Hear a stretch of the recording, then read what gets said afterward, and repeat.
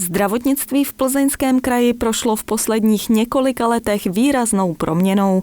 Jen v loňském roce hejtmanství investovalo do modernizace nemocnic i jejich technického zázemí 187 milionů korun a finanční podpora bude pokračovat i nadále.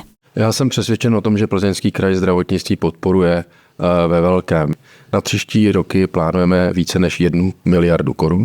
Bude se stavět nový pavilon v Klatovech, bude se opravovat urgentní příjmy, bude se stavět nová stanice záchranné služby. Nejvíce novinek na začátku roku souvisí s domažlickou nemocnicí. Tam zaprvé od ledna otevřelo chirurgické oddělení koloproktologickou ambulanci, která se zabývá diagnostikou a léčbou onemocnění střev a konečníků.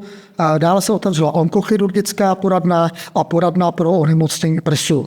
A po několika měsíční přestávce se tam opět otevřela už také cévní a flebologická poradna. Do domažlické nemocnice se také přestěhovala oční ambulance, která až dosud sídlila ve Gdyni.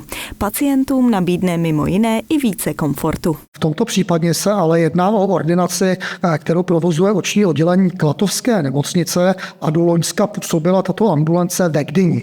Protože ale tyto původní prostory už neumožňovaly další rozvoj, tak se ta oční ambulance přestěhovala do Domažlic. Tam má nejen větší prostory, ale mohla i rozšířit ordinační dobu na 3 dny v týdnu. Dobrou zprávou zejména pro rodiče s dětmi je otevření dětské pohotovosti v Klatovech každý den v týdnu.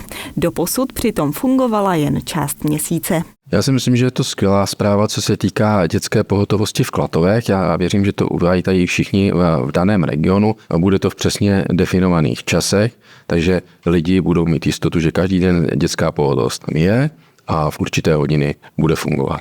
Nové odběrové místo pro dárce plazmy otevřela nemocnice svaté Anny v Plané. Je to proto, aby dárci nemuseli dojíždět delší vzdálenosti a věřím, že to přispěje k zvýšenému zajištění krve u nás v regionu. Ve spolupráci s hokejovým klubem HC Klatovy pak chystá kraj od 21. do 23. ledna speciální náborovou akci, která má za cíl oslovit k dárcovství krve i mladší skupiny osob.